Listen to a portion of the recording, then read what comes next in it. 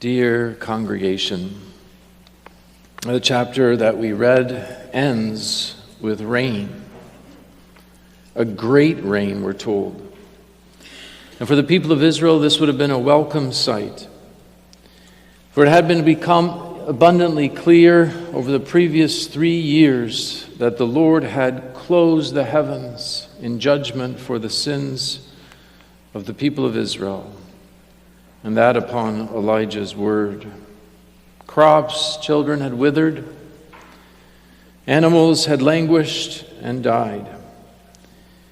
And yet, the lack of rain was not Israel's biggest problem. The people themselves were dying spiritually. Because, congregation, they had forsaken the fountain of living waters, they had turned away from the Lord, they had set up altars for Baal and they worshipped Baal. Ahab and Jezebel had welcomed all these false prophets. And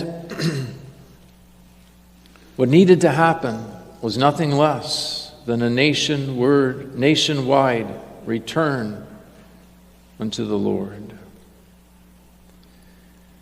And before the Lord would send the rain of his blessing, he would first show something else, something very necessary, something just as necessary today as well.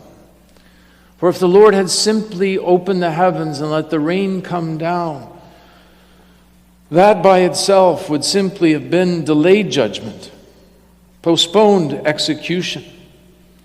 It could not and would not have been bringing any real happiness or life.